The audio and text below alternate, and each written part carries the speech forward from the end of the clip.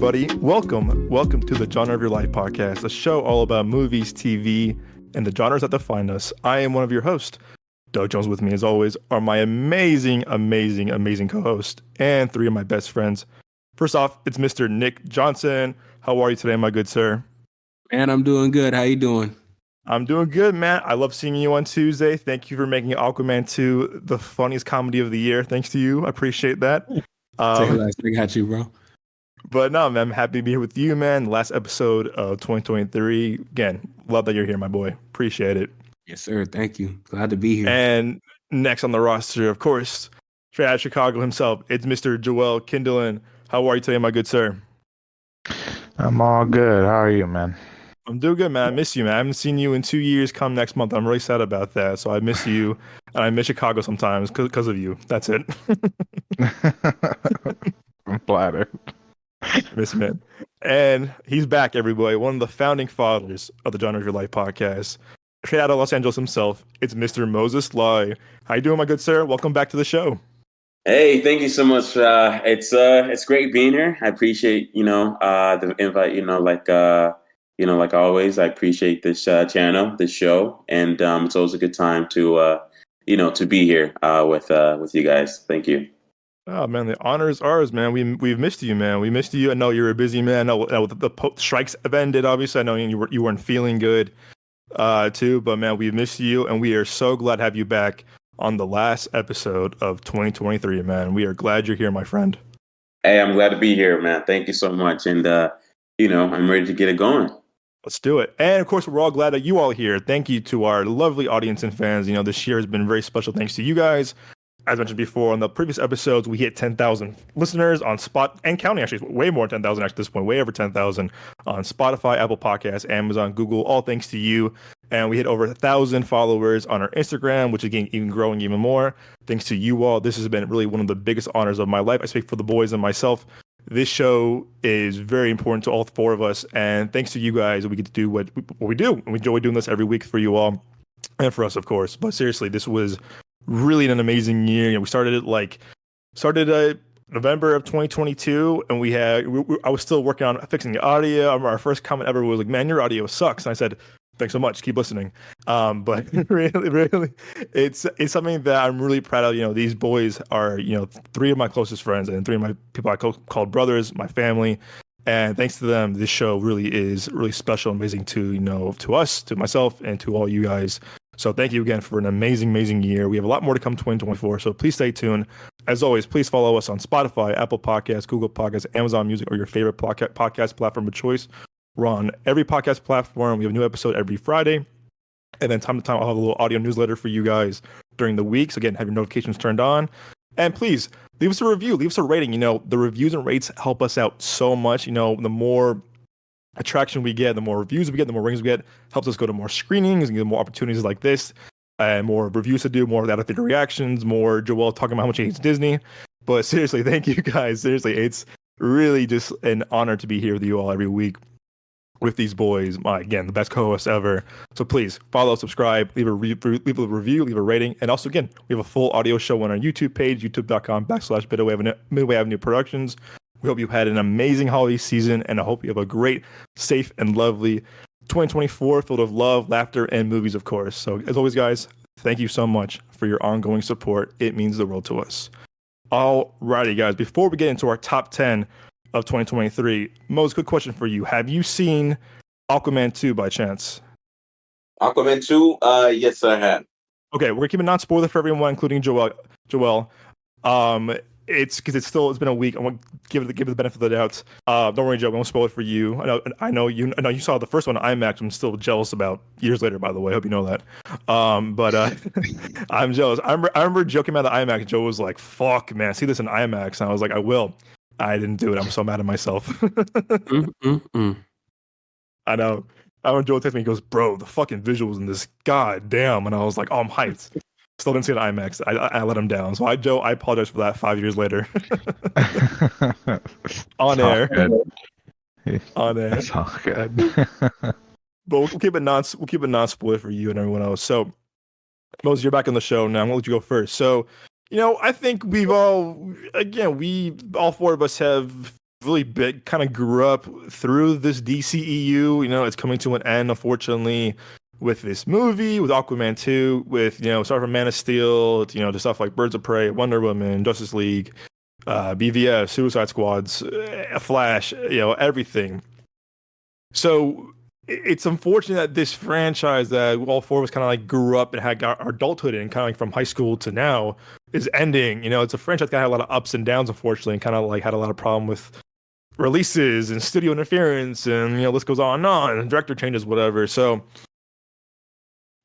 overall, what was your kind of like thoughts of Aquaman 2 as a movie, but also as the end to the DCEU? What was your overall thoughts? That shit was nah, I'm kidding. No, no, I mean, my honest thoughts, to be honest with you, you know, I went there for, you know, when it comes down to, you know, superhero movies and everything like that in general, I go in there for a good time, and I hope to at least, you know, and I hope to get a good time from these movies.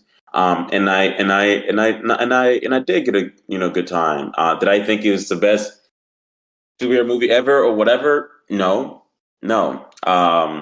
But it does pay me to you know to go in there. Overall, I thought some of the action sequence in general really good and really fun. You know, because when I watched the trailer, I was like, "Yo, this is good." You know, like, Yeah. you know, like, this is a good fucking, you know. Sorry, excuse my language. You curse on the show. This is a TV anime show. You're good. You're good. But I was like, "Yo, this is a good fucking, like, this is a good goddamn, you know, trailer, right?" Yeah. You know, and when I went into watching in theater, you know, I didn't see it on IMAX or anything like that, but I did get to see it on you know, on Regal's premium screen and everything, Yeah. which is a little bit bigger than the norm. Mhm. You know, I got to watch it on that screen and everything. You know, nobody was there. You know, but except me. You know, only like three other people. You know, so you know, which is really sad. But overall, I had a good time. I had a few laughs. You know, I had a few chuckles here and there. You know, and you know, in terms of story, it's, you know, it's a typical story, right? You know, Yeah. but yeah. When you go in there, don't look for anything except, you know, a few chuckles and some few ahs as you watch the film. There's nothing really crazy, you know, about the film and everything. I was hoping that it would do really good, to be honest, in terms of the box office. But my goodness, you know, it's like it went from a $1 billion film, what, right? You know, Yeah. the first Yeah. film to a I don't know how much it made. It's probably gonna make less than 100 mil domestically, right? You know, so, and it's, I get it, money's not everything, but superhero movies, money It is. Yeah, it is. Money is everything. talks. You know, money talks, and it's important, right? It's, you know, like, some people might hate superhero movies and everything like that, but, you know, these are the movies that literally, when they make these big budget, when they make these, when they make these money, right? There's $1 billion or whatever it is. Those money go into smaller budget projects that Yeah. those ones and everything. So, you know, hate them or hate them or not or whatever. They do contribute, but overall, when it comes up to this film, I thought it was fun. You know, I didn't rate it on Letterboxd. You know, though. And if anybody has a Letterboxd, I didn't rate it because it's like, you know, just gonna leave it the way it is. But I did find it enjoyable in some moments. And you know, the whole Amber Heard thing, you know, it didn't Oh, even yeah. you know, it didn't even cross my mind at all. So you know, which was, you know, good for you know, them overall. So, but yeah, that's you know, that's my whole entire take on the thing. So How did you feel as, I mean, as Aquaman? Yeah, I kind of feel a lot what you just said, but as as the ending to the DCEU, do you think it was kind of like disappointing, or kind of just like, damn, this 10 plus year old franchise is going to end on this movie? I mean, it was kind of disappointing.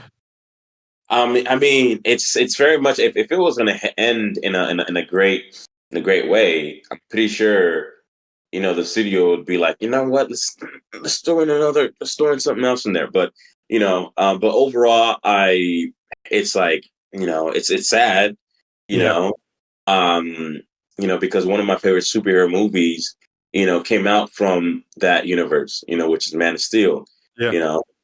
So it's sad to see it, go away, but I'm excited to the open window that we have with James Gunn and his creative vision, and and yeah, I'm just excited for that, but we'll see, man. It's sad to see it go away, but not dramatically, just like, oh damn, this is how it ended. Well, shit, hope for the next universe to do a little bit better. But yeah, I agree with that. Yeah, James Gunn, the ball's in your court. All right, Nick. I know what your thoughts is after we had our little discussion after the movie, but you and Joe are kind of the DC experts here. But I know talking to you in college, you had me rewatched BVS for like the Ultimate Cut and stuff like that. You've been definitely more of like, I think we've all been kind of supporters of the DC EU for the most part. But I know you have a lot of passion for this universe, being a Zack Snyder fan, being a BVS fan, obviously. What was your thoughts of this movie and then how it ended as a DCEU? Like overall, it was a pretty fun movie to watch. It kind of seemed like excuse me, y'all. I'm just getting over being sick, but like as an Aquaman sequel, it was fine. Like it didn't seem like a movie that was like too terrible. It just seemed kind of like, okay, it was a fun little popcorn flick. But it did kind of seem like some stuff was like cut out or like shifted around or whatever. It seemed like some of the story might have been condensed a little bit, because some of the CGI also just looked kind of iffy to me. Yeah. But as essentially the conclusion to the DCEU, that's it. That's ass. That's just straight garbage water, bro. Like, oh my God. And that's no disrespect to anybody that worked on the movie, but it's kind of like, dang, y'all really just like said fuck it. Like it's like like I'm just, as a conclusion to the DCEU, I'm not feeling it. I'm not feeling it. But just as like its own little movie / sequel, it's fine. Like, I had a good time watching it. It was funny when it needed to be. The action choreography was honestly like pretty cool. There was like a couple of little minor things here and there where I'm like, I don't think I'm really feeling that, but it wasn't too bad. I'll give it probably like a C+. Yeah. That's being generous. Yeah, I'm a generous guy. That's being generous. Yeah, as you heard in our reaction, I'm not gonna lie, our reaction is doing pretty good, Nick, by the way. One of our most viewed videos on TikTok, and our views are going pretty good on YouTube, funny enough. I think for some reason that when we kind of like don't like a movie, our reviews are the best for some reason, but maybe it's kind of the negativity of YouTube and the internet, unfortunately. That is weird. For some reason. I don't know how I feel about that. We got to change that algorithm, man. We got to bring forth positivity. Yeah, I think our only positive review that got good, that got somewhat decent views was I seeing Indiana Jones. I think The Flash did pretty good too. But yeah, we were kind of lukewarm in that movie too. But yeah, it's just funny. I was watching the thing. I was like, wow, well, our reviews our reaction gained a lot of views. I think maybe because we didn't like the movie the way other people did, or everyone else hates the movie too. But nevertheless, yeah, again, I said, Nick, you had me cracking up, bro. This movie was the best comedy of the year, thanks to you, because you had me in stitches, bro. I was laughing so hard during this movie, man. Like, I was in tears. Like, when there was a certain certain character talking, he was kind of like talking on very long. You're like, okay, keep up. You were cracking me up. Yeah, this one character had like a little accidental monologue at one point. I was like, hey man, we got to wrap this up, bro. Or there's a scene where someone falls to their demise. Might spoil who it is, but you're like, and you start laughing. I start laughing too, and you're like, oh, what, bro? I was starting to like this movie, but now you lost me again. Yeah. And I was crying, dude. I was in stitches, dude. I was laughing so hard. Yeah, one thing about Aquaman Part 2 is like it also had some unintentional comedy. Yeah. So look forward to that, y'all. Just like Inexpendables 4. It must be funny, but the way the things that people were saying or reacting was funny. We were laughing at we're laughing at you, not with you. Come on, bro. Like Inexpendables 4, what a joke. What a fucking joke. But yeah, y'all heard on our reaction. If you haven't listened to it already, I was saying I was very sad this movie ended. I was like, man, like I've been a defender of this franchise for 10 years now, and stuff like BVS, and y'all know I love the first Suicide Squad despite everyone hating it. It works for me for some reason. I love Birds of Prey. I like a lot of things, and again, I'm the only one that probably likes Wonder Woman 84 for some reason, but for some reason it worked for me. I know I've definitely been a defender of this franchise for a long time, but the main pros. It's funny, Joe. I felt the way that you did with Last Jedi. Like I swear, like I walked out. I was like, man, this is how Joe and the boys felt after seeing Last Jedi, and I felt the exact same way. I was just like, oh man, this is the Last Jedi I feel the boys had, that Joel had. And like I said, it was sad. I'm like, wow, again, the first one was a big surprise. Remember, I saw with people I used to work with at the bookstore on campus, and all of them were like, man, fuck, this movie's gonna be ass, man. Fuck, this movie's gonna be so garbage. And I was like, I'm not giving it a chance, guys. And then we all were surprised. It was fun. It was a fun movie. It was, it was kind of like, this was like post, whatever, Justice League a year later, whatever. It was fun. It was James Wan, who I'm a huge fan of. Jason Momoa, who I am a huge fan of, Willem Dafoe, a lot of great, like Patrick Wilson, a lot, Nicole Kidman, a lot of great cast. So I was like, man, like this, it was a surprise to me. I had a really good time with it. I remember saw it again when I was in London. Like, what? I'm gonna see it again. I had time off for my internship. Saw it again. I had a great time with it. So like, the first one was a big surprise to me. But to me, the main pros I had really of this movie was just like chemistry between Momoa and Wilson, like their kind of brotherhood thing. But like, it's kind of like buddy cop at times, obviously, but they had good chemistry for sure. Nothing special, but having fun, having fun with that. And I think Yaya, I think Yaya, who was probably one of my favorite actors of all time, he was trying his best, man. I mean, this guy was trying his fucking best to save this movie. He was trying, bro. Like, I see him great in a lot of things, whether it's Ambulance or Candyman or even things like Baywatch or The Matrix 4 or whatever, which aren't good movies. But he's trying, man. He's really trying to save this movie. That's right. He was doing his thing in this one.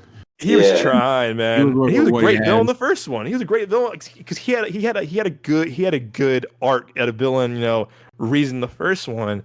And it carries into this movie for sure too. Don't get me wrong, but man, like man. I mean, God bless this man because he's trying, bro. He's really trying. Yeah, he's trying. But that, go ahead, Moses. No. I was gonna agree with you and everything.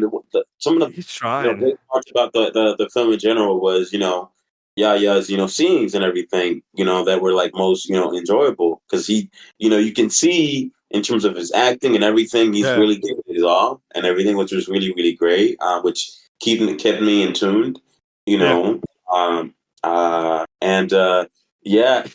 you said, this man was really, really trying. But I hope, man, I hope he gets, get casted in more projects in general. I know he's going to be in that, Marvel project, Wonder Man, but we'll see, man. Yeah. Yeah. I was telling that to Moses, like to Nick the other day. I was telling that to Nick that someone said that it was canceled, but it wasn't canceled. Now it's back again. Like I hope that doesn't get canceled so he can shine as as an actor and as a performer. I hope when MCU kind of figures their shit out, they can have him come over when they're ready. But yeah, I think so too, Moses. I think he's a good actor. I think one bad thing won't hurt him. I don't think this is gonna hurt Momoa or Wilson or Yaya for any purposes. And I hope it doesn't hurt James Wan. I think James Wan's kind of like, I'm over this shit.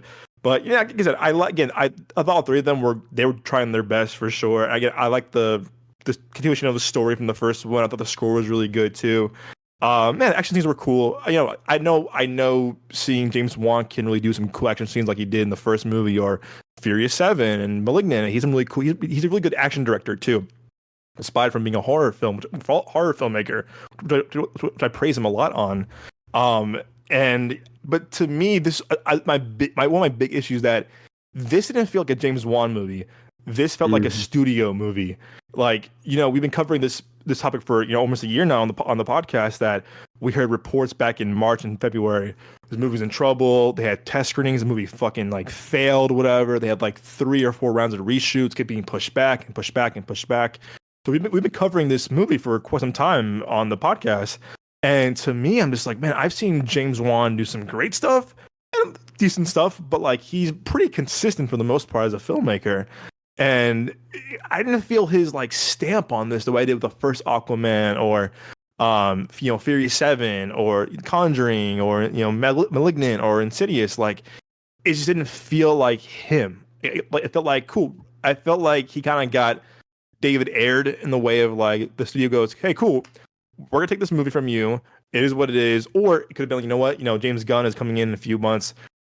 This ain't gonna matter to anyone. Fuck it up. Who cares? So part of me feels like we might hear down the road that the movie might have got taken from him because of all the reshoots and all the changing of heads. Remember, this movie was being made when AT&T still owned Warner.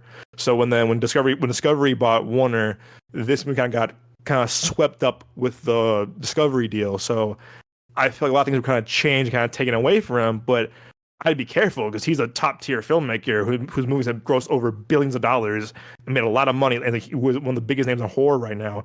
I'd be careful making an enemy with him or fucking him over because he really is a great filmmaker. So like I said, it didn't feel like that. Like what Nick said too, in The Flash in this movie too, it felt like it was edited out at times because they were like, "Fuck, we got to change a lot of things." Remember, there was a Michael Keaton cameo originally in this movie, and then it was a Ben Affleck scene originally in this movie, all cut.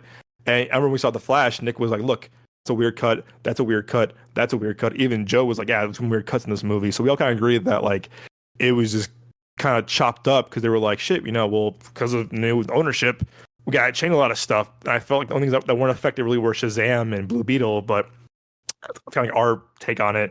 But because we laughed a lot of time. We laughed a lot of time of how bad it was. Of like, and we had fun, but we're laughing at it, not with it, unfortunately. And it's and also too. I mean, me and Nick both said this too. Is that they kill off a major character like in the first 10 minutes off screen. They're like, oh yeah, this person died, and I was like, really? Like, he's a big actor. He's a big character in the first one. Why wouldn't you bring him back? And I was like, okay, maybe because of scheduling difficulties, or scheduling, conflict, whatever. But like, I was surprised. I was like, really? You're gonna kill him off? And they bring up this thing about a plague. They never bring it up again. And I was like, oh man. And yeah, you're right. It didn't cross my mind at first, Moses, with the Amber Heard thing. I was like, okay, who cares, whatever. But I do know people are going to be like, oh, seen this? I'm not seeing this movie. The same way people were about Johnny Depp and Fantastic Beasts. I'm not seeing this. And they had to recast him, obviously, for the third one. But I remember when the second one came out in 2018, they were like, oh, I'm not seeing this movie because of him. And I was like, all right, it kind of affected the box office, not really. But there might be some people that may be like, oh, shit, Amber Heard is, Amber Heard's in this. I might like deter from it. And to be honest with you, she's barely in it. She's in maybe 20 minutes max, if that. But if you have an issue, people have issue with that might be a turn off. But it is what it is. She's in the movie. Yeah. Randall Park. I love Randall Park from The Interview to 5 Year Engagement. He's a very funny comedic actor.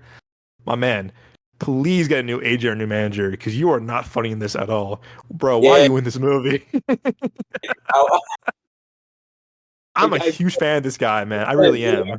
I was like, what are you, I was like, what are you doing in like this movie for a second? I was like, is he supposed to be like with the bad guys, the good guys? I was, I was a little bit confused in that sort of like, for his character. But overall, he didn't feel like he fit that. He didn't He feel like he didn't. fit, He didn't. because it's didn't. like, yeah, he didn't fit, I thought, like the supporting, like female villain, I no spoilers, but you know what I'm talking about though, right?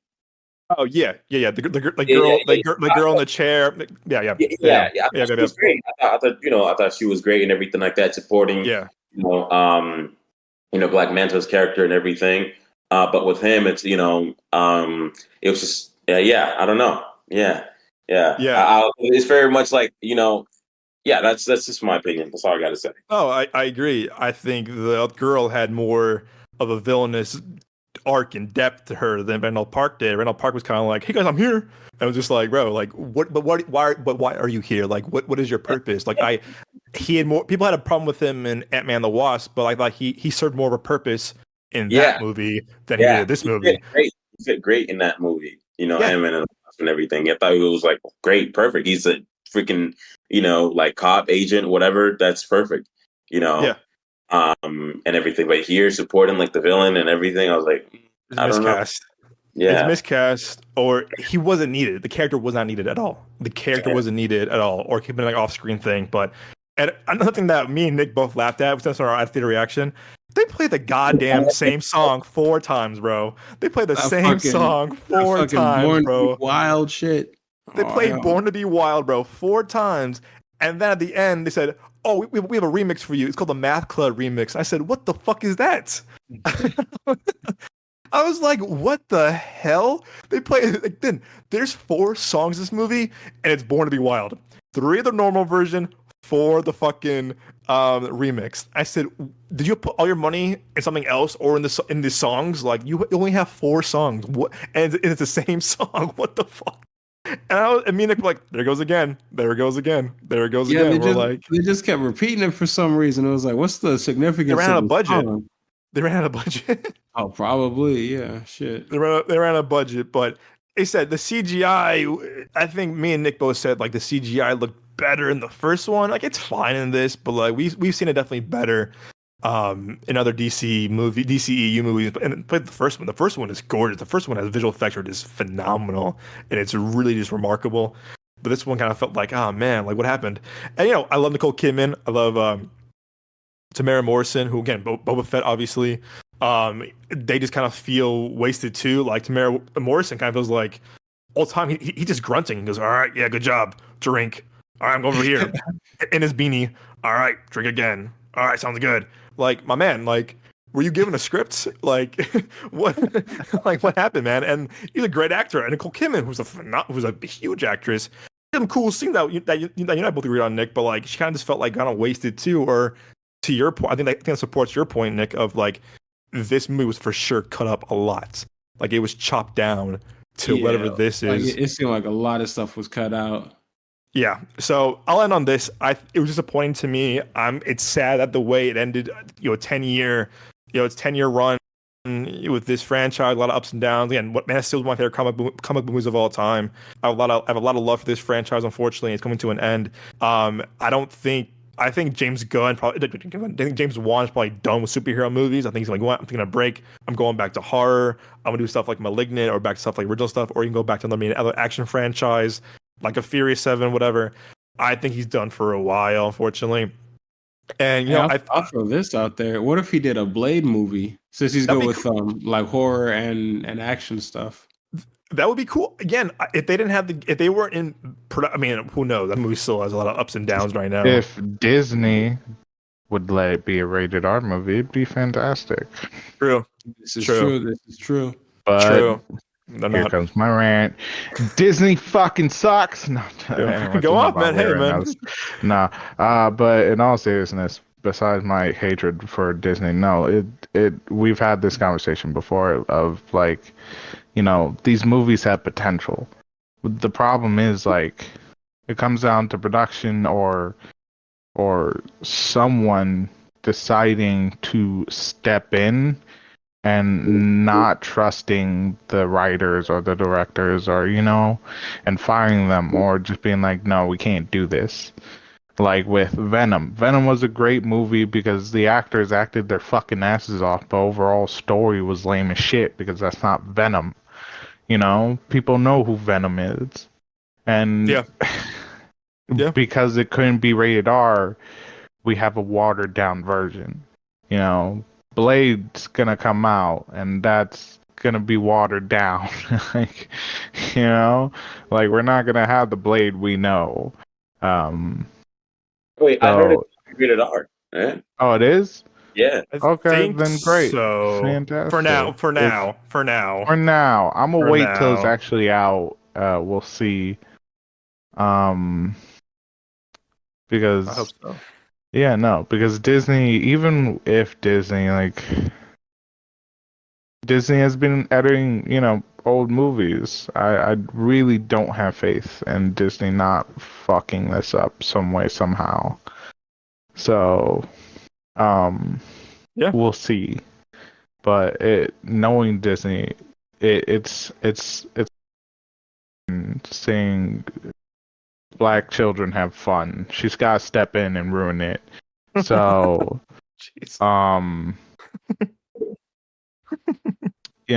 we'll see. Yeah, that's one way to put it. I can't say I don't agree with you. You're definitely right about that. I think so, Nick. I think that would have been if they were gonna restart production on Blade and start from scratch. I would definitely say get James Wan because he can do action, he can do horror, both very masterfully.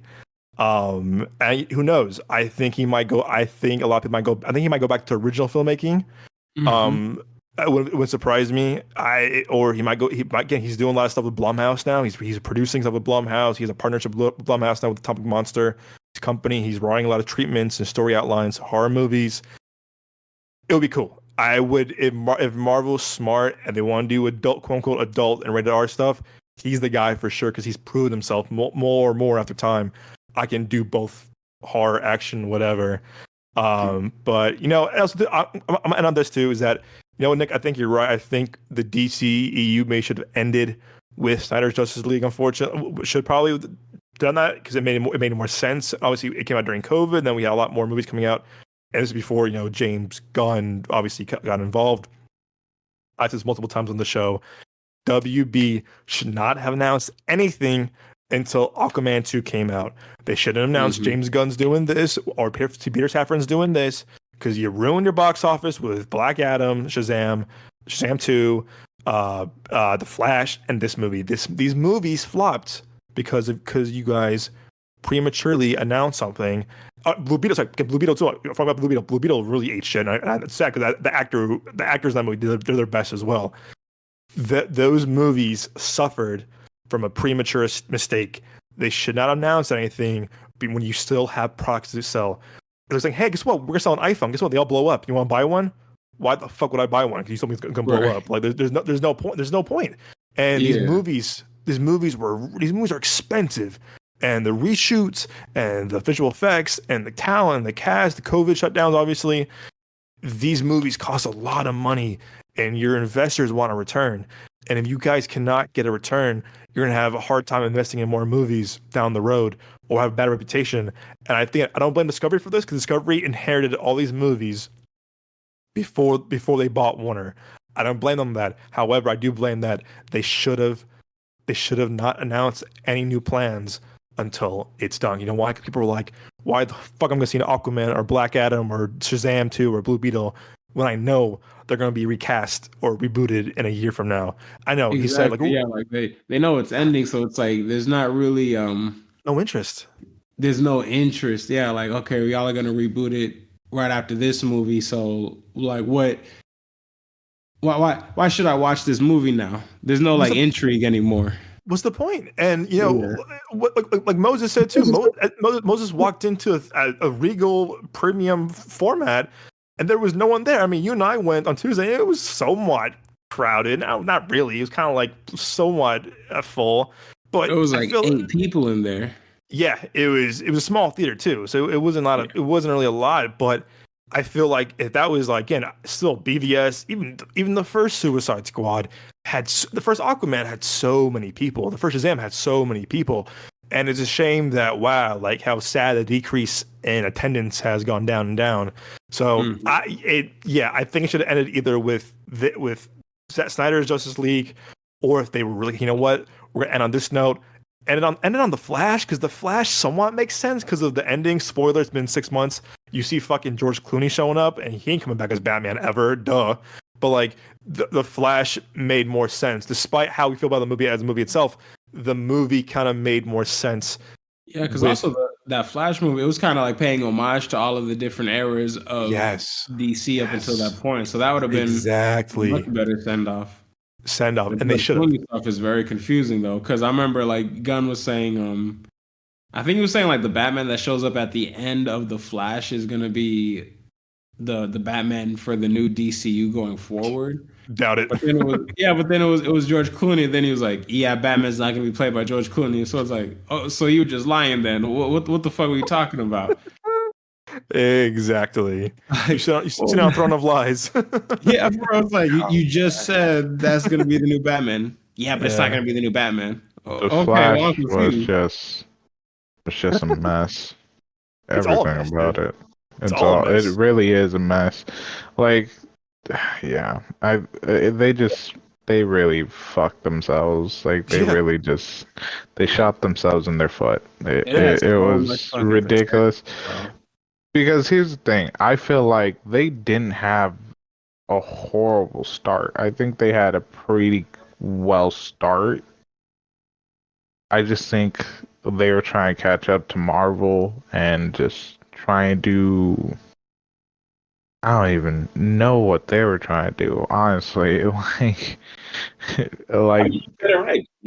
Like they were trying to catch up to Marvel and everything like that instead of just being on their own pace and taking their own time overall. Too much time. yeah, like they Uh, like I yeah. like that they had so many different directors and just but I felt like they had so much anxiety with trying to catch up with Marvel that they rushed it and just failed and it's just like with Marvel, DC has such an extensive fucking history. All you gotta do is open one book and you could probably get something to add into the movies. And it feels like they just they f- they just tripped over themselves. Um, like a little kid with like untied shoelaces and holding ice cream and it went all over the place. Yeah. It really and that was so disheartening. Has like, all right, well, I have faith in this, but then it wasn't even like movies came out yet. It was like, all right, well, this is happening. Well, this is happening, especially everything with like Ben Affleck, because I still do love Ben Affleck as Batman and Bruce Wayne. I think he was fantastic, and um, just just overall, just everything that happened has more and more news came out and movies came out. It was just it was real bad. So the way this is ending, like I don't give a fuck It's a shame. at this It's a point. shame. It's not even like I'm tired of movies. It it just became just like, all right, I saw this fail, and I have no faith in the future. I'll have no expectations, but you won't see me like, oh my god, you know what I mean? Now it's just Yeah. like, oh, okay, whatever. It's a shame. It's a shame. It's a shame they came to this, and I think they spent a lot. I think they spent too much time on developing sequels and firing people and interfering, where they kind of got lost in their own mess. And I think it was just like, man, it was up and down. Yeah, we have a win. Like, no, we have a win. Not so much. Oh, we have a win. It's like, no, this is bad. It's like, nah, it's a shame. And I think audience speaks. We said Moses said money speaks, and these last few movies have really cost them a lot of money and losses. So it's unfortunate. Now it's time to reboot, regroup, and reset. I'd give it honestly. I'd give it 5.5 out of 10. I like the first one a lot. I love a lot of these DCEU movies, but the way it ended and that post-credit scene was stupid. And Nick called it. To Nick was like, "What's gonna happen?" And he called it. I was like, "Fuck out of here!" And Can't believe they did that low key. I was like, "Wow, that's the last shot of that DCU was that." And I was like, "All right, whatever." So yeah, disappointing. I'm sad. R.I.P. the DCU. You had a interesting run, and now it's time. Like I said, time to regroup, reset, and reboot. Reduce, reuse, recycle. I guess. But it's that's that. So yeah, 5.5 out of 10 for me. But yeah, it is what it is. All righty, guys. Let's go for the main event of this last episode of 2023. Moses, since you're back and you have the Regal Limited Pass, it's a lot more movies than we have this year. So I wanted to do our top 10 this year before the year ends. A lot of movies came out. Like a lot of stuff came out this year. It's been a really good year for cinema and filmmaking and movie going, even with 2 strikes going on. We're still kind of feeling the effects of COVID in the theater industry and streaming, obviously. But since you're back, Moses, why don't you go first? What are your top 10s of 2023? My top 10 of 2023. Yeah. Any order you like. Any order you like. So this is not in order at all. Okay. Go ahead. That's fine. And why it's not in order, I forgot to write down my list, but I know in memory. At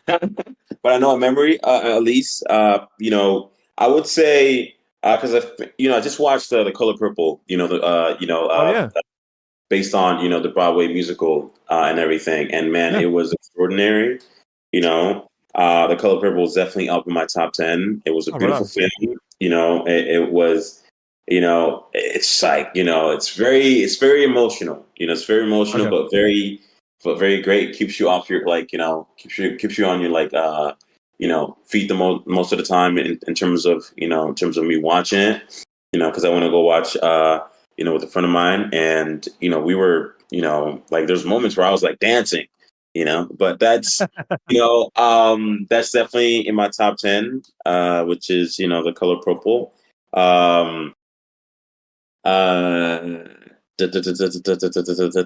If you give me a chance, I'll be able to tell you more. You're good. I watched. I also think Wonka is also in my top 10. Yeah, it was a fun time. It was a fun time. Watching that film. I didn't think it was a musical at all. But I was like, this is great. You know what I mean?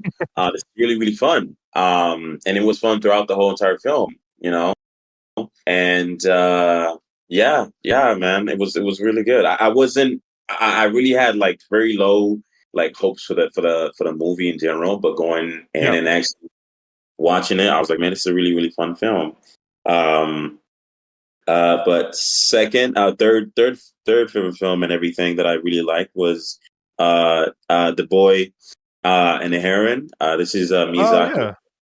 Yeah, that was a really, really pretty film that I watched. I watched it twice. Once because I was working on animationist film. It was a film festival that was happening, and second time I watched it with a friend of mine, which was also really, really great.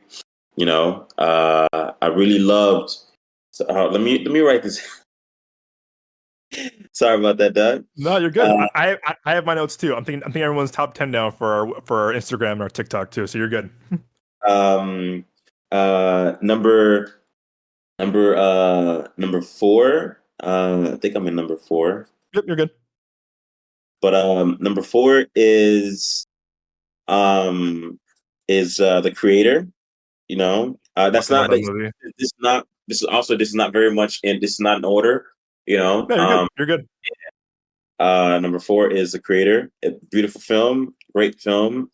I went in there. I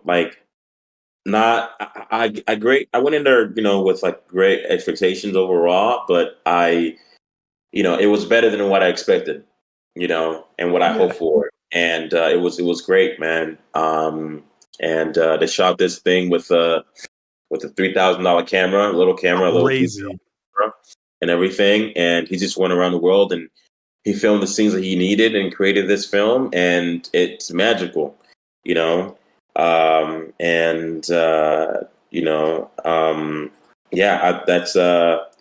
That's up there for sure in my top 10. And number 5 is it's definitely Oppenheimer. Oppenheimer is definitely up there. Saw that twice. Yeah. First in 70 mil and other time in like just in a regular old movie theater. but yeah, watching it in 70 mil, man, I was like, whoa, man, this is crazy. This is beautiful. This is cinema. But but I was like, yeah, man, this is a really really pretty film, and I never, it, this guy turned a goddamn, like biopic, into a superhero movie, if that makes any sense. I follow. Yeah, I follow. And everybody was on their feet. Everybody's on their feet. It was packed. The theater was packed, man. There was no seat available, at the Chinese theater. No seat available. Yeah, that's definitely, that's definitely up there. And number 6, I really loved, this. I really loved Air. Air is definitely up there. Yeah, Awesome movie. Yeah, Air. Is a great film overall. I was able to watch it once in theaters, and then second time again in Amazon Prime and everything. And there was this movie called 1001 that came out earlier this year and everything. And it's not really like a crazy big studio film. It's one of those like indie film. It's more along the line of the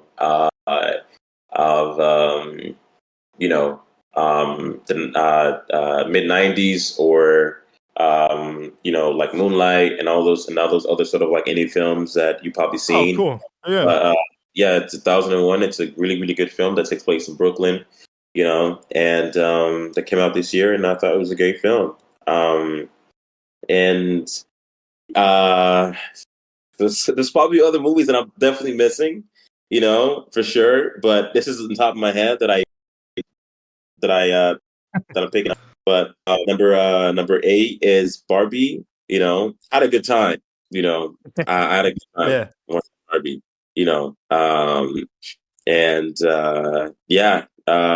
Number 8 is Barbie, and what other movies that came out this year?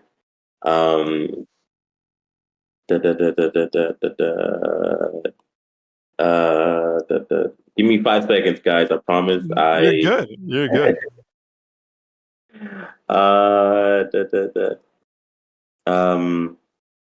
Number 8 is This is 9. This is number. Oh, sorry, 9. 9. No. You're good. 9 is yeah. Appreciate that. Actually, 9 is a Killer the Flower Moon. I had a good time watching that. Yeah, that was a fun movie too that I watched. Was that film? And number 10 was I really loved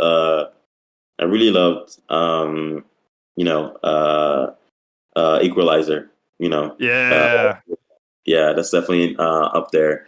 This is not in order, but these are just films that I really loved and had a good time. There's probably some that are what I'm like missing. Like they clone Tyrone. You know what I mean? Yeah, that was a good one. That's a film that I really enjoyed too as well. But yeah, those are my list. If you guys want to, go ahead and maybe go watch some of them, you definitely can. I think all of them are definitely great. But yeah. Good list, my friend. Good list. No, Equalizer 3 was fucking awesome. I got that for Christmas on Blu-ray. The movie was fucking awesome. Denzel was so badass in that. Ugh, yeah. Fucking good in that movie. All right, Joe, my friend. Time for you to talk. What is Mr. Joel Kinnalin's top 10 of 2023. Okay, so this is a list that I made while y'all were talking about Aquaman. Good. Yeah, since I didn't have anything to say about it. So I have watched hardly any movies. If it wasn't on like, Amazon or anything, I didn't see it. So, yeah, I didn't see a lot of movies this year, and I probably forgot a few of them. But this is my list I have so far. This is my list. It's completed. I'm not gonna go over it because we've talked about these movies in previous podcasts. So I'm just gonna go down, nothing in order, because honestly, it's hard to put movies that you do enjoy into like what's better than the other. Sometimes depends. Yeah. So Teenage Mutant Ninja Turtles. Okay. Is one of them. Good movie. Yeah, Cabin in the Woods. Fantastic movie. You mean Knock at the Cabin? Knock at the Cabin. There we go. I got you. Knock at the Cabin. I was about to say, bro. Right. Yeah, no. Sorry. Knock at the Cabin. My bad. I got you. Which is a fantastic movie. Shows Bautista's acting chops. Mm-hmm. Incredible. The Creator, I watched 2 nights ago because it's on Hulu. Yes, Joe. Yes. It's on Hulu. Yeah, you can think. Yeah, Hulu. Renfield. I oddly enjoyed that movie. I don't know. Sometimes weird movies. It was a fun, weird movie. Old Dads. I love that one. Oh, Bill Burr. Yes, sir. John Wick 4. Yeah. Creed 3. The Killer, but not the Netflix one. This is an Asian film I watched on Amazon, I think. Okay. So yeah, Oppenheimer. Five Nights at Freddy's, and then I want to mention a movie has like what is it called? Honorable mention. Yeah, an honorable mention, which is The Champions. That was a cute movie. Yeah. Yeah, I always do enjoy that, and it was great. I like that. So there you go. Nice. Champions was cute. Yeah, that little girl cracked me up. But she was a Kristen up a storm, man, but she was funny, bro. she was a female version of Fletch, man. Fletch telling how it is, man. Fletch telling how it is. Fletch will he'll do yourself or something. Like, oh man, I love Fletch. I miss him. But yeah, nice list. Right? Big Pimp. That man pulled so many girls in school, and the girls didn't even want to talk to us. So, yeah. Good list, man. All right, thank you. Of course. All right, my friend Nick, Mr. Nick Johnson, top 10 of 2023, my friend. You're up. So top 10 of 2023 for me in no particular order are the Hunger Games movie or the Hunger Games prequel that just released. Oh, Nick, I fucked up again. Dude, I gave you the Blu-ray on Tuesday. I am mad at myself. I have it right on my desk right here. No, I am so sorry. Bro. I'll pick it up for you next time. It ain't no worries. But because this prequel, this is the first Hunger Games movie that I've seen. Yeah.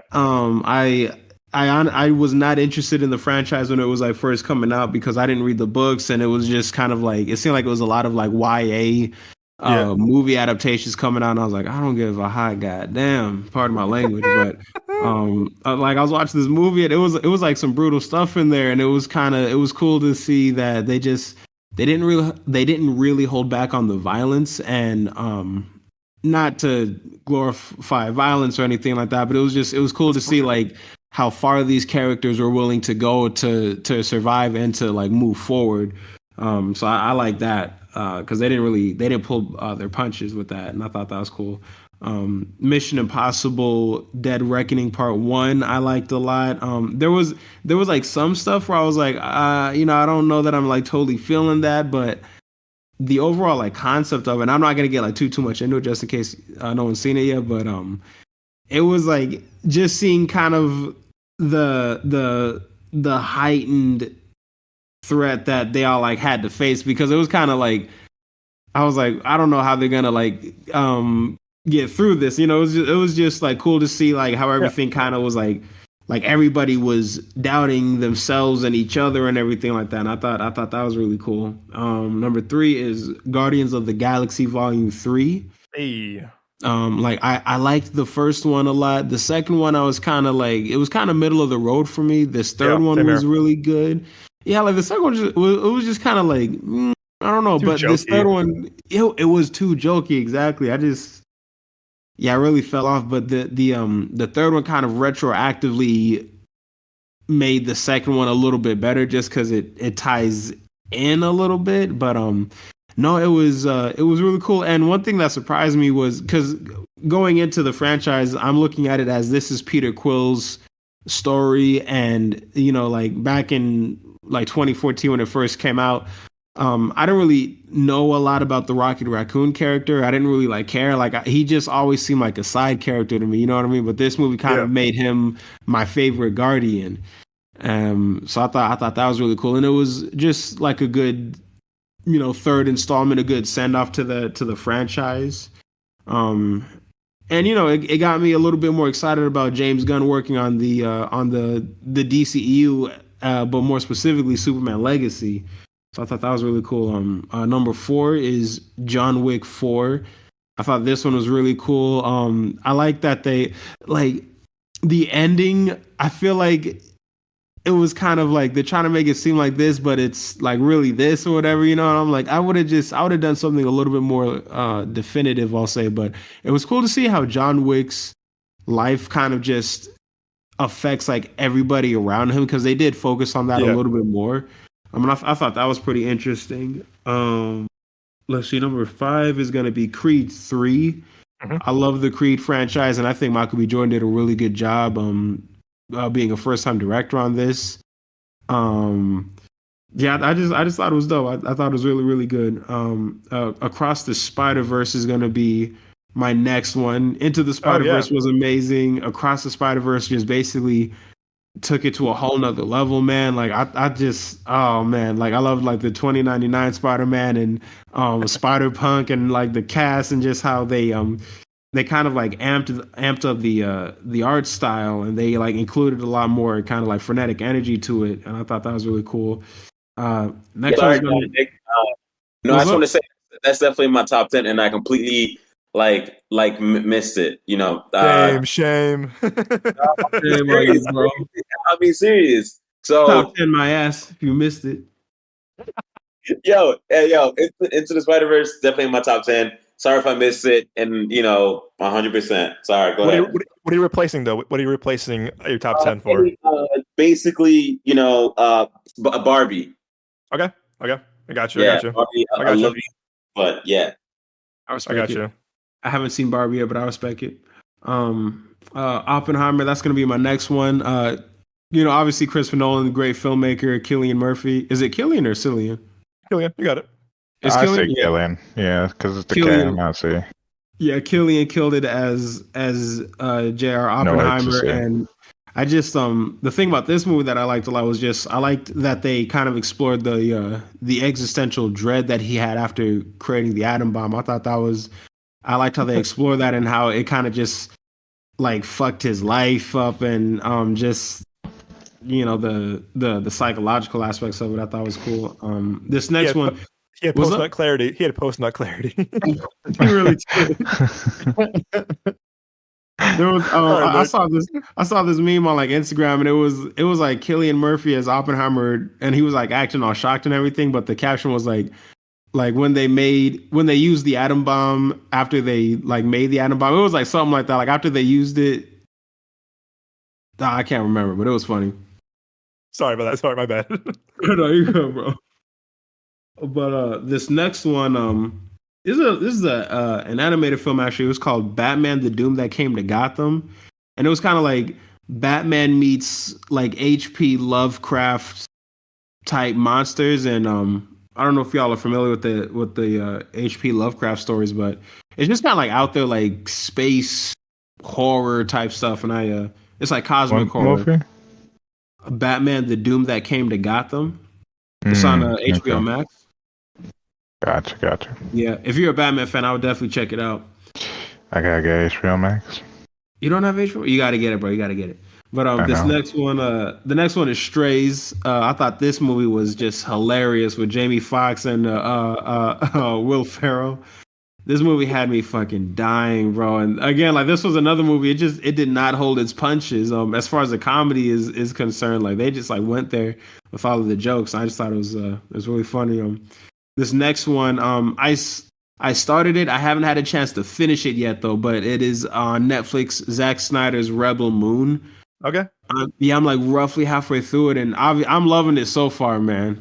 I might just watch it while I take my bubble bath tonight. Matter of fact, but like from what I've seen so far, I'm loving it. I can't wait to finish it. And I can't wait to get to part 2. And I heard that at some point Snyder basically is going to release like the Snyder cuts for part 1 and part 2 on Netflix, and I think they're going to be rated R each of them, and they're both going to be like longer versions of the movie. So hell yeah, I'm definitely excited for that.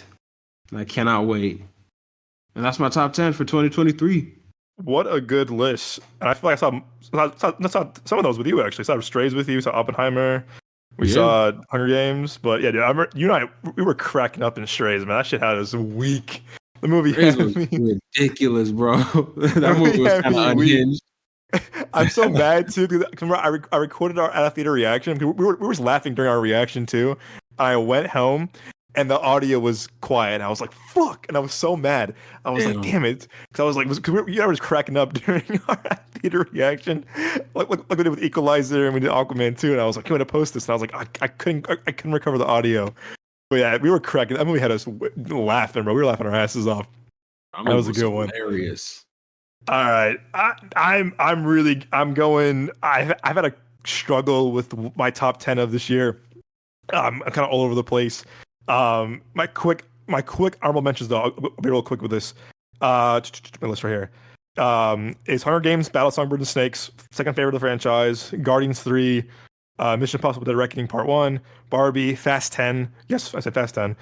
Creed 3, Anyone But You, No Hard Feelings, Knock at the Cabin, Asteroid City, Joyride, Equalizer 3, Champions, Strays as well. I love Strays. TMNT, Mutant Mayhem, Bottoms, They Clone Tyrone, and Scream 6. Those are all my honorable mentions real quick. Because the top 10 was tough this year. I'm gonna go in from 10 to 1. Again, they Clone Tyrone also my honorable mentions, but it was in my top 10 by I replaced it with Spider-Verse. So number 10 for me, it's Spider-Man Across Spider-Verse. Listen, I like the first one a lot.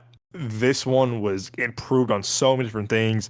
The animation was gorgeous. The voice acting was superb. The writing by Phil Lord and Chris Miller is top tier. Phenomenal soundtrack by Metro Boomin and the artists. I love that soundtrack so much.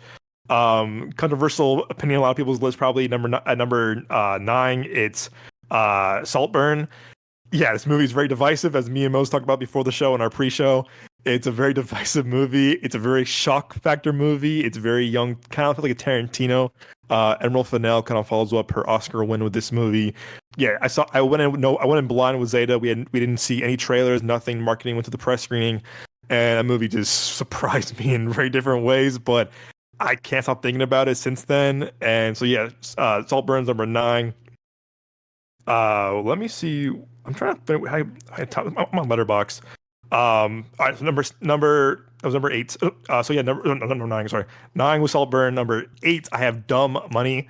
Listen, I love Social Network and I love The Big Short. This was a love child of Moneyball, Social Network, and The Big Short. Greg Calypsi is a really underrated director. He does stuff like, I, Tonya, Cruella, the Fright Night remake, which I just fucking love so much. He's a very, very underrated filmmaker, if you ask me. And, for for some reason, I feel like he does really great. He does really good, ensemble pieces, and I feel like I feel like too, it's like he knows how to great performances out of all his filmmakers, all his actors, but his movies aren't really commercially successful for some reason. And I like that for some. I love a kind of underdog kind of a movie, but for some reason I don't know, his movies don't do well in theaters except for maybe Cruella. But I think he's a great filmmaker, super underrated. Paul Dano is phenomenal. Paul Dano, Anthony Ramos, and America Ferrara are phenomenal. If you were affected by the GameStop AMC stock crash, it might be a little tough for you to watch. But it's a great biopic, a lot of fun, great soundtrack, great ensemble. But again, I think it came out a little too soon since the AMC GameStop stock market stock fiasco. It's only been 2 years, so it's still great movie. But yeah, if you watch it on streaming or watch it on Blu-ray, definitely worth it. It's a lot of fun. I'll say that was 10, 9, 8. Number 7's Oppenheimer. Again, big Christopher Nolan fan. Stuff like Batman, obviously Dark Knight, Interstellar, Tenet. We all saw Dunkirk in theaters. You, me, and Moses, and 2 people that we're not friends with anymore, unfortunately. And we all thought Dunkirk was good. It was well made, but we were like, whose character was who again? What was his name? What was their name? Tom Hardy's in it, obviously, and a lot of people, Harry Styles in it, obviously, but you don't really kind of feel the connection to their characters or to their names or whatever. But seeing this in 143 IMAX and 70mm is definitely an experience. Remember, I had to wait weeks to take Nick to this movie because it was sold out for weeks. When I saw it, it was finally seats were available and it was sold out. It was an event. Barbie was an event, but the way that the IMAX 143 70mm shows were sold out for weeks until months is ridiculous. So it was cool seeing that. Great filmmaking. It's a masterclass in filmmaking and acting, really top tier. Cinematography, score by Ludwig Göransson. It's really great. It's a masterclass in filmmaking. Is it his best? No, but it's definitely an experience like no other in the theaters. You had to see it in IMAX. You had to see in theaters to 70mm to experience the movie what it was. So yeah. Again, so I have Spider-Man at 10, Saltburn at 9, The Money at 8, Oppenheimer at 6. Okay. Number 6 is a movie called Missing. This movie, it's on Netflix now, but if you saw the movie Searching in 2018 with John Cho, it's all done, via Skype and FaceTime and through the desktop. And it's definitely not a traditional film. It's a very low budget movie too. But the way it captured you, I remember watching on the flight to London, and I was screaming at my screen. I was like, "Don't do that! What are you doing? No, no, no, no!" I was getting angry with this movie. And Missing is the same kind of universe-esque in a way, and it's all told via FaceTime through the lens of your MacBook, whatever. And Storm Reed, who is a star in the making, she's phenomenal in this. Her mom goes missing. Mom goes on a trip with her boyfriend to Colombia, and she goes missing. There's no word from her, so she has to kind of figure out how to find her mom, and how to find what's going on, because she went missing, her boyfriend went missing. It's a really thrilling movie. And I remember seeing it in theaters randomly on a weekend. I walked in, there was no one there, and I was like, "Huh, all right." And I was just captured. This came out back in February, January, and I was captured by this movie. I was like, "Holy shit, this is crazy!" The twist, the turns, the acting, again, all done via a MacBook webcam, is crazy, and it captured me. And I was thinking about it for weeks and weeks. The twists, the reveals are insane. It's on Netflix. See this movie, watch it, because you're going to be hooked in the first 20 minutes. It's awesome. Number 5 is The Creator. Again, as Moses said too, the way it's shot on this $3,000 camera, it's an original film, it's a theatrical film, it's a sci-fi movie. Things that I just love. I love original, I love theatrical, I love sci-fi. It breaks my heart this movie flopped in theaters. I hope it has a great life on Hulu. But it's sad that Disney sees the movie as a flop. Oh, again, it's an original sci-fi movie. No one saw it in theaters. All right, too bad. We'll stop making these movies for theaters. We'll put them on Hulu or Disney Plus, or we'll stop making these movies in general because it costs too much. It's a shame. It was decently budgeted, but knowing Disney, as Joel always says, they don't trust their filmmakers. They don't trust the process. So unfortunately, it's it flopped. But if you're on Hulu, watch this movie. This movie is credible. It was a cinematic experience that I saw. I was just mesmerized with the screen. John David Washington is a movie star. Gareth Edwards has a phenomenal script, great direction. The visual effects are amazing. It's really a remarkable film. Number 5. Number 4 is Air. Again, love me some Michael Jordan. I am from born and raised Chicago, as Joel is. We are Michael Jordan fans. He's one of our heroes, our idols growing up in Chicago. Big part of my childhood. I love Matt Damon. I love Chris Tucker. I love Marlon Wayans. I love Ben Affleck. Viola Davis is phenomenal in this, as she always is. It's a great cast ensemble. Shout out to Nick and Kaylin for making this really cool Air poster for my office. It's awesome. I love it. Thank you, Nick. Thank you, Kaylin. It's a really cool canvas. I love it. My favorite gifts I got this year. But if you're a Michael Jordan fan, if you're a Nike fan, if you're a great filmmaking fan, this is a movie for you. Ben Affleck comes back as director chair after his flop, which was Live by Night. Ben Affleck is a phenomenal director. He's writing himself with Ben Damon, his childhood friend. It's a great biopic, but it's funny. It's funny at times. You root for these characters. The acting's phenomenal. It's a really sharp, really great script. It's a lot of fun, really quick pace too. It's very kind of like Jerry Maguire-esque to a vibe.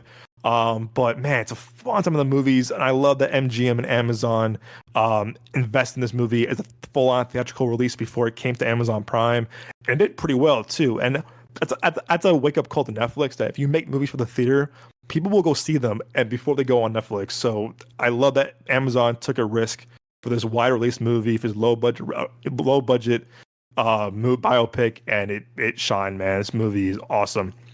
Number 3 is The Killer, the US version, not the one that Joel mentioned. David Fincher, man, fuck, dude, I love David Fincher, man. This guy can do no wrong, if you ask me. Well, maybe Mank. Mank was not good, actually. But The Killer, I remember hearing mixed things about it. I heard Joel's thoughts about it. I heard it was very divisive.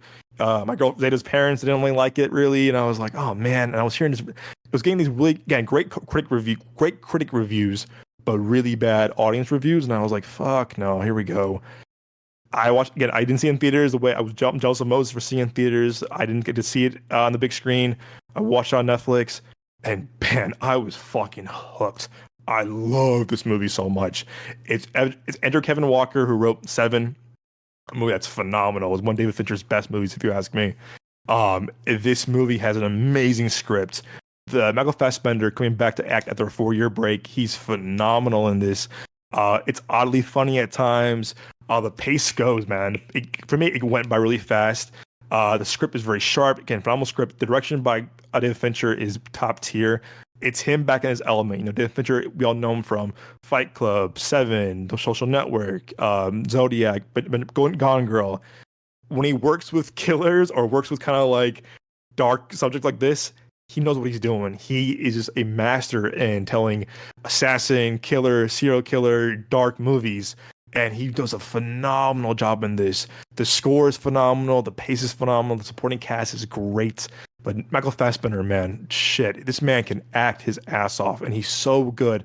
But the script is phenomenal. I love this movie so much. I watched it twice again. After I saw it once with Z, again by myself. I love this movie. It's really just a great adventure movie, but it's a great movie overall. Number 2 is The Holdovers. This movie warmed my heart. Went to the press screening for it. Again, I knew a little bit about, thanks to Joel. Hey, look, Paul Giamatti's in a movie. I watched maybe 5 seconds of the trailer. That's all I watched. Watch this movie. It's original. I'm gonna watch it. Paul Giamatti's phenomenal in this. Davine Joy Randolph is phenomenal in this. It's an original movie, low budget movie, indie film, made via Focus Features and Universal Pictures. It's an original movie made for the big screen, low budget. I love that these studios were investing in low budget movies like this for the big screen. It's a warm hug, man. It's set in the 70s. Paul Giamatti is phenomenal, as he always is. But Davine Joy Randolph, she's going to win the Oscar thing this year for Best Supporting Actress. She's phenomenal in this. But it's funny. It's heartwarming. It's a great period piece in the 70s. It's the way the film grain, the cigarette burns is really cool. The newcomer Dominic Sessa is a great actor. His first outing as an actor is great. Again, movie ends, you feel good. You just kind of love your life, kind of like feel good inside. You feel warm. It's like kind of it's in the holidays with the snow and everything. I just love this movie. It was very charming. It was being cute and original. Phenomenal performances. I was laughing out loud multiple times. Yeah. So number 2 is The Holdovers, and number 1 is fucking John Wick for the fucking Baba Yaga. I saw 2 and 3 with you, Nick, in college, and we were like, holy shit, what is going on here? And Keanu this John Wick was what rebooted, brought back Keanu from the dead, from like career dead, because he was doing a lot of shitty movies, don't get me wrong. But John Wick, again, I love all these movies, but 4, man, fuck, this movie. Chaz Stahelski is one of my favorite filmmakers now. The way he's able to capture action and hand-to-hand combat, gun fu, with the guns, the gunplay, and the violence, everything. It's an art, man. It's the way that Keanu and Stahelski and his team are able to capture all these action scenes and make it look effortlessly is phenomenal. It's 3 hours. The pace goes by so quick. Donnie Yen is so badass in this as his friend with the swords and the guns. Oh my god, this movie to me was a perfect send off to the franchise. If they make more, obviously I'm there day one. But man, there's some shit in this movie where I was like, my jaw was dropped. I was like, holy fuck, how are they getting this on camera? Like, this is crazy. And I said the scenes with the dogs, the scenes with the flamethrower gun, the fire shotgun. It's just, you're there like, holy shit, one of the best action movies I've ever seen in my life. I love this franchise, and it's been my one since I saw it and back in March. And I can't stop thinking about it. I'm watching it over and over again. Just the crazy scenes that they shot, and it's just this franchise to me is just, it gets better and better with each movie, and it gets crazier with each stunts. It's just I think it's a perfect action movie. So I number 1 at John Wick, and we got a lot of great movies this year, both streaming and theatrical. Again, it was tough to do top 10. Said Hunger Games was almost in my top 10 as well, because I love seeing it with you, Nick. I love seeing an IMAX with you. Saw it again for Zeta's birthday. Love that franchise. But yeah, it was hard. It was hard to do a top 10, but man, what a year for filmmaking, what a year for cinema. We have a lot, I mean, it was a lot, great movies this year. It was hard to do a top 10, but thank you guys for doing your top 10 list. I know it was kind of like, it's hard. When you do a top 10 of anything, list, food, TV shows, music, whatever, it's tough. But I think a few of us had a little overlapping in our list, which was really cool. But yeah, man, what a fucking year for filmmaking and cinema. I know 2024 is gonna have a great year ahead for us, because man, oh man, movies were back, man. Movies are back. I think last year we got a little bit taste of it, post COVID, but I think this year was kind of like, guess what? Movies are back, better than ever. Support your theater. If you watch it on streaming or whatever, but man, like I said, what a year for movies. A lot of things that were kind of unmentioned, but man, like I said, what a fucking year, guys. What a year for movies. Yes, indeed. Man, and sorry, Aquaman 2, you're not on any of our lists, unfortunately. Or The Flash, in some cases. Damn. Yeah. That's tough, man. That's crazy. It's tough, man. But before we sign off real quick, I want to... Joe has an idea last week that I feel bad. I said, how about next week? Before we sign off for the week, for the year, and for this month and this episode, I want to go around real quick and say, what are some of the movies or movie that you're most excited for of next year, of 2024? Nick, you first, my friend. Oh, let me think. 2024. Searching the mental catalog right now. Dang, for 2024? That's a good question.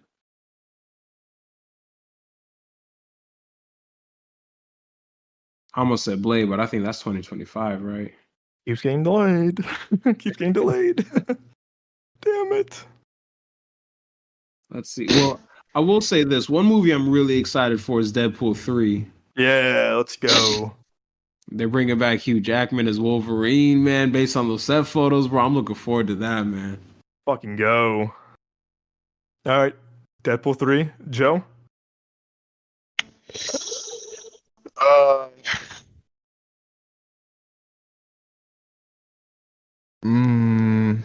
That is hard to pick. I'm gonna say Godzilla and Kong. Okay. Because I feel like they've been doing pretty well with this. We'll see how this one goes. Okay. Deadpool 3 as well. You know me, I've been a Deadpool fan before the movies came out. I was Way reading the before. comics, yeah. So I was rocking the comics. I still have my tattoo idea for it. Because a lot of people don't know about certain things. Not gonna say idea because I don't want people stealing it. Hey, what's the tattoo idea? I got you. Don't worry. You're smart. I like that. Thanks. You were smart. Fuck. And I'm going to say it's Ghostbusters. Yeah, that looks fun. It looks interesting. I feel like they're doing it correctly, you know, they still have the same cast, the same kids, and you know, it's I want to see where this goes, what they'll do, and we still have the original cast in this movie as well. So, Hell yes. you know, yeah, so I'm excited to see what happens. I would have said Kung Fu Panda, but I saw the trailer. I saw what they're doing. I'm not too certain about it, but we'll see how that one goes. Yeah. I was a little underwhelmed with that trailer too. Not gonna front. Yeah. Looks cool. All right, Moses. Your most movies you're excited for in 2024. Yeah, I mean, I got a few actually. Go ahead. You Go know, ahead. there's of course, you know, Deadpool, like everybody else is saying. I'm excited for that too as well. I hope I hope it's good. I hope in terms of profit, it makes what it needs. Gladiator is I'm excited for that. Oh yeah. Too. Ridley Scott. I watched Napoleon. You know, I thought it was good. I had a good time, but I'm hoping Gladiator is really, really good. There's Twister. It's the remake from the old Twister film. I don't That's know if right. you guys. Yeah, I'm excited for that, and I'm excited for Dune. Yeah, let's go. Let's go. Yeah, that's coming out. That's coming out in March. You know, so there's that, and the Godzilla movie. You know, the new one that's coming out, Godzilla versus Kong. I'm excited for that, and Furiosa. Oh, Um, fuck yes. yeah, that should be really, really cool. You know, George Miller, and yeah. I heard Quentin Tarantino had a movie coming out in 2024, so we'll see. Maybe it's in 2025. Oh shit.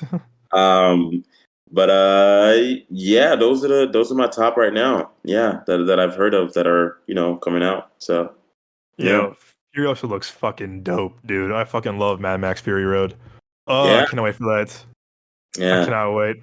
All right, for me, it's tough too, man. Dune Part 2, just because of Denis in the first one. Also got to see it in 1/4 IMAX. I gotta see it in that IMAX ratio. Dune, Deadpool 3. Again, I love Deadpool franchise. I love the first one so much. Yeah, Hugh Jackman's coming back. I think Sean Levy doing this one is a very underrated filmmaker. I think he's a really kind of good dude overall, but like he looks really well with his cast, and he works really well with Hugh and Ryan. So I'm looking forward to that. So that's two.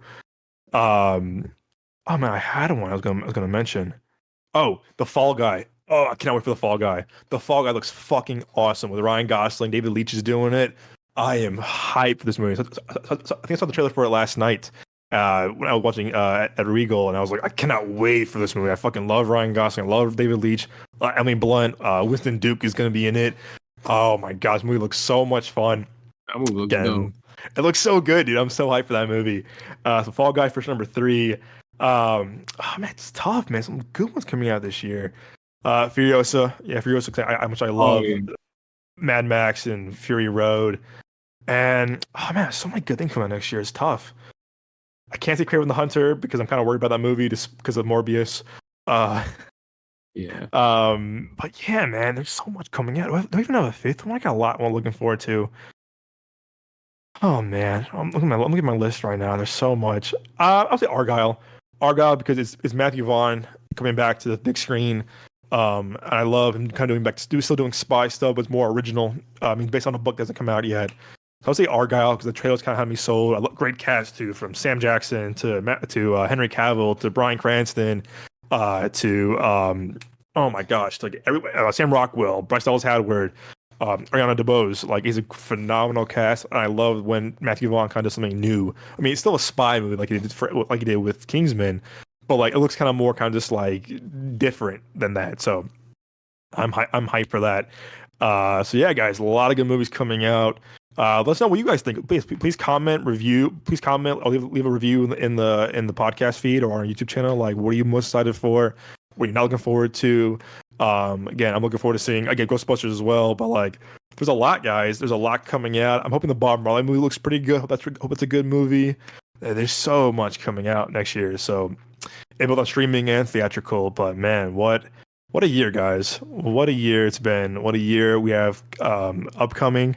I want to thank all of you guys, man. You guys really are the heart of the show. You know, Nick, without you, man, the screenings wouldn't be as fun. You make every screening I go to like so much more fun and enjoyable with our commentary and kind of like, making fun of making fun of certain thing, or just laughing at our theater reaction, whether it's Expendables 4 or Aquaman, or Fast 10 or Indiana Jones, man. Thank you for always being my wingman at these screenings, man, because really you make them way more fun to me. I couldn't do without you.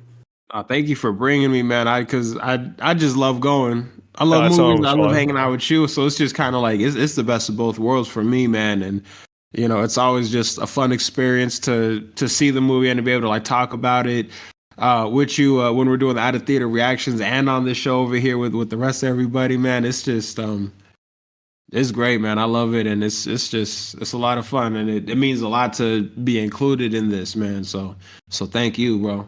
Of course, man. Please, it's my pleasure. And Moses, man. Moses, I remember meeting you day 2, day 3 of class, and we were walking up to that really 8 a.m. art class. Now, Nick was in that class too. That really weird 8 a.m. art class, the guy with the mohawk. And we had really weird. We were making shapes and figures and stuff like that. And all the time I'm like, this is an 8 a.m. class on a Monday. Why the fuck are we taking this class? This class makes no damn sense. But I remember sitting next to you. I was like, yo, I know anyone. I heard you kind of the funny guy in the dorms. I meet this guy, and you were making me laugh right when I met you. But man, from everything I've seen you do this year, from as the day goes by to what you're working on, whether it's the Super Bowl, the Golden Globes, whatever, man, I am so proud of you and your progress in LA. You make us proud, man. Whenever you're on the show, it's always fun to have the crew together on the show. You are definitely a big part of why I love movies and my experiences too. So thank you for being part of the show, doing this with me and the guys, man. You are again one of the hearts of the show too, and couldn't do it without you. So thank you for being you, and thank you for always being so positive too, man. Think about you, Moses, that you're always positive about anything, from the smallest thing to a movie to a class to an event, whatever. You're always, hey man, take it easy, be positive, man. And I think I've seen that in you, no matter in the past 7 years of knowing you, which is crazy. I met you and Nick 7 years ago, going on 8 years next year, which is crazy. But honestly, man, you make everything more fun too. So thank you for always being part of the show as well. Man, thank you. And it's great it's always, a good time being in this show and everything, seriously. I'm glad, the show is like pushing on no matter what basically happens, it's always pushing on. And it's great. You never know what's going to happen overall.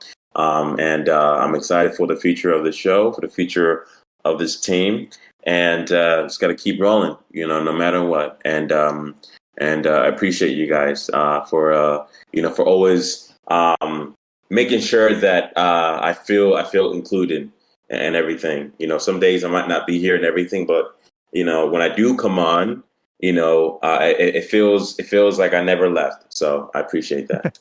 I love that, man. No, it's always home when you're here, man. Like, you're home too. Whenever you're on, man, it's like kind of like last week. It's kind of just like, keeping up from we last left off, man. So we're always glad you can hop on, bro. Really, it means a lot to us. And of course, last but not least, the man himself, guy I've known for over 20 years, Joe. You're. I remember pitching this to you too, and you were like, "Fuck it, let's do it." And again, you've been a huge part of my life for 20 years.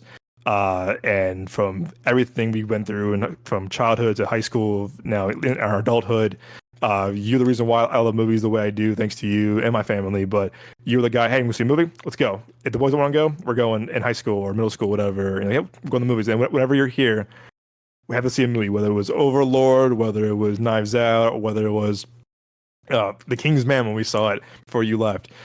You've been a big part of my life, and always supporting me, always helping me out with whatever I needed in my life.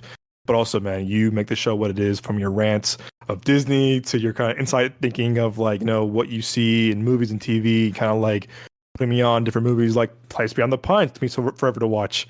I'm still not over. I'm still mad at myself for kind of like taking my time with that movie.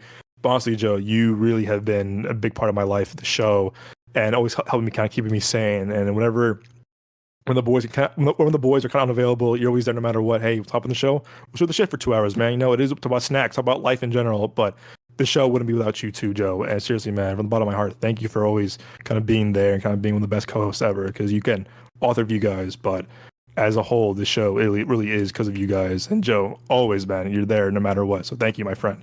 It means a lot to me. Oh, thank you, man. That means the world to me, because you are my longest friend. As you say, my heterosexual life partner for life. For life. Jay and Silent Bob. No. Yeah. I don't think, honestly, I don't think I would have ever done this if it wasn't for you. I probably would have just been daydreaming about oh man, I wish I could do this. And then just choosing what I want to do within life. Growing up, I was lame as shit. I had hardly any friends, and the friends I did have, a lot of them were not, were not really there. It was more like school friends, or people that just kept me around to make fun of me, or whatever.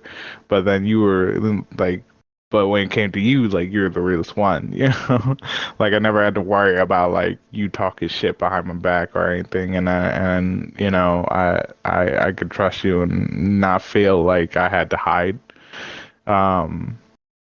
So having you in my life, you're one of the few people that have kept me on this earth, and especially when I've struggled, my job. Thank you.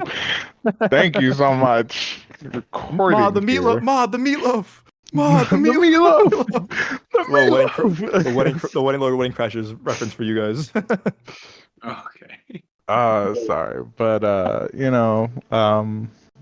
when I struggled a lot, and but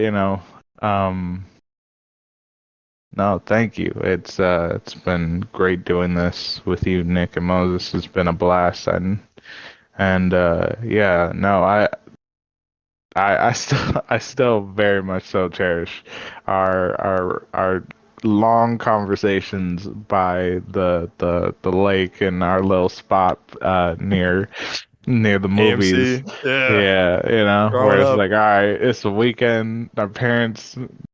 My parents didn't give a shit where I was at. Your parents, you told them a time, and so we were able to have time. Had a curfew. That's why. Yeah, you did. I had that I had my find my friends before Find My Friends was a thing. No, but Yeah. rightfully so. Rightfully so. Yeah. Rightfully so. Uh, Rightfully so. Yeah, but I don't think I would have honestly dive deep into movies and shows and wanna pursue a career within the industry if it wasn't for you at all. I probably just kept it as a hobby and enjoyed movies and then talked to myself about it because fucking people are lame and can't always talk about everything with everyone. So, but I always got you, and no one would understand or support my rants of hatred towards Disney. So yeah, thank you so much. It's been a blast, and honestly, it's I'm thankful that you're here and that Nick and Moses as well, that you guys are part of this. You guys make it interesting. You guys add variety, and it's just always fun to have friends that even if you guys don't agree, can always have a great time disagreeing. Debate and conversation. That's the show, man. That's the show. No, really, guys, you guys. Yeah, I had this idea in my mind years ago during COVID, and then last year I was like, okay, I want to do a podcast, but like, I can only do it with Moses, Nick, and Joel. I told myself that I can't do it with anyone else. People who people I admire, but out of all three of you guys, the way we talk about movies with each other after seeing a movie or over the phone or text, whatever, it was like I had to do it with you three. I had to do it with you three. If I couldn't do the show, I wouldn't have done it in general. I couldn't do it by myself. I couldn't do it with anyone else. Like I had to do it with you three. And when you all said yes to me, it was like literally the best day of my life. So I was like, wow. It was like one of the best days of my life. It was just like, wow. Like it just, you guys were so, let's do it. Fuck yeah, I'm down. Like you guys were so willing to be down for this and so willing to like put 110% in this no matter what. And really, the show would not be able to be the show without you guys. So from the bottom of my heart, thank you guys again for being just good people, good dudes, and three of my I call brothers.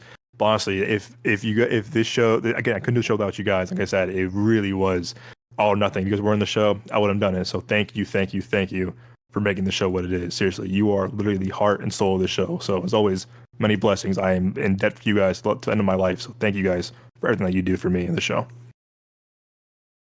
Always. Thank you, bro. Always, Getting me emotional over here, bro. No. All right, Joe, my friend. Last show 2023. Take us home. All right, but before we do that, you boys know what to do. Go ahead and shout yourselves out. Nick, would you like to do the honors of starting that? Yeah, Nick Johnson. You can find me on YouTube at Dawning Vision, capital D, capital V, and on Instagram at Dawning Vision, all lowercase, all one word. Like I said, Instagram and YouTube, and you can also find me anywhere else that you can find podcasts. All right, Moses. Yeah. You can find me on Instagram, Moses Lowy.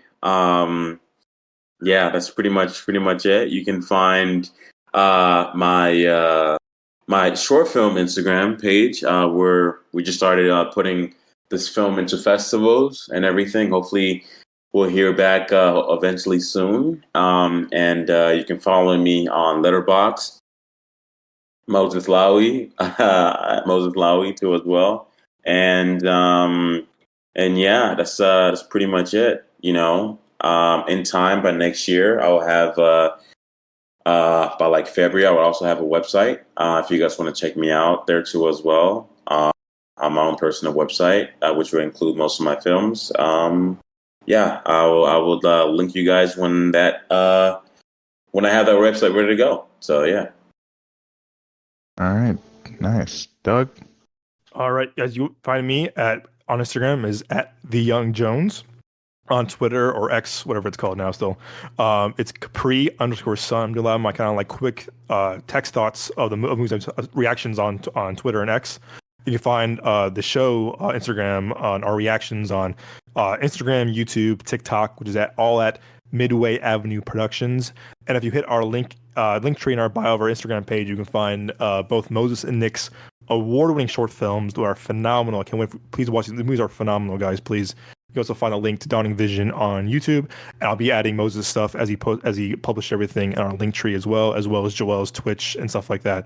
But yeah, guys, wish you all an amazing 2024, full of love, happiness, positivity, and great movies. All right, nice. And he mentioned my Twitch. My Twitch is the OG Keep It Rinkin. You can find it on the link tree.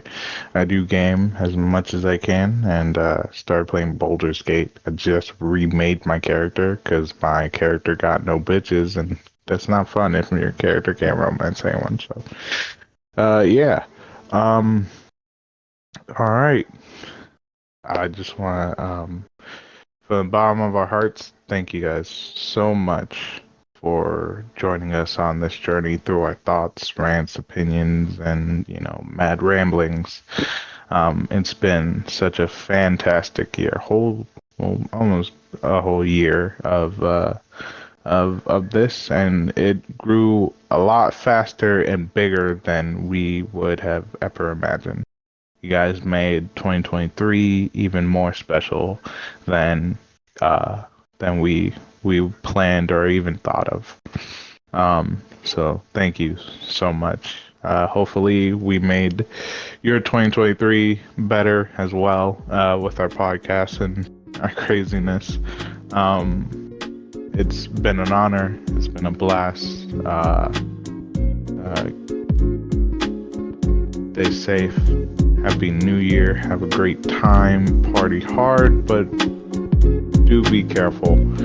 I hope you have a good day, good night, good evening, and we'll see you all in 2024.